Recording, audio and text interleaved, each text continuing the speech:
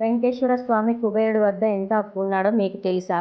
అది వరాహ క్షేత్రంలో అశ్వత్థ వృక్షం కింద పరమశివుడు మన దగ్గర డబ్బు లేకపోయినా పర్వాలేదు, నాకు బాగా డబ్బు ఉన్న కుబేరుడు అనే స్నేహితుడు ఉన్నాడు. ఆయన్ని పిలిచి నీకు డబ్బు ఇవ్వమని చెప్తాను అని అన్నాడు. అప్పుడు కుబేరుని పిలిచి శ్రీనివాసునికి అప్పు ఇవ్వమని అడిగాడు. అప్పుడు కుబేరుడు మీకు అప్పు ఇవ్వడానికి లోటేముంది? ఇది కలియుగం కనుక వడ్డీ పుచ్చుకుంటాం. అది తప్పేమీ కాదు. అందువల్ల వడ్డీ ఇస్తే అప్పు ఇస్తా అన్నాడు కుబేరుడు.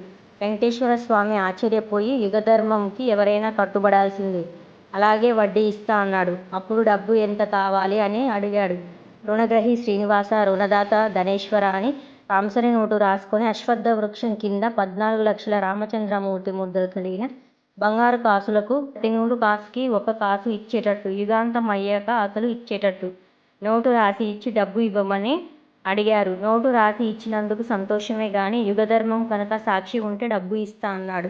చతుర్ముఖ బ్రహ్మ వంక చూస్తూ కుబేరుడు అప్పుడు బ్రహ్మంగారు నేను సాక్షి సంతకం చేస్తా అన్నాడు. ఒక సాక్షి కొడుకు ఉన్నా ఉండకపోయినా ఒక్కటే. ఏమీ అనుకోకుండా ఇంకో సాక్షి సంతకం కావాలి అన్నాడు కుబేరుడు. వెంకటేశ్వర స్వామికి నమ్మకమైన స్నేహితుడు పరమేశ్వరుడు వంక చూస్తే పరమశివుడు సాక్షి సంతకం పెడతాడు. అప్పుడు ముగ్గురు సంతకం పెడితే ఎంత బాగుండునో అని చాలా బలంగా అన్నాడు. మూడోవారు ఎవరా అని తలపైకెత్తి చూసే అశ్వత్థ వృక్షం కనపడింది. నేను పెడతాను మహాప్రభో అని వృక్షం కూడా సంతకం పెట్టింది. ముగ్గురు సాక్షి సంతకాలు పెట్టాక అప్పు ఇచ్చాడు కుబేరుడు.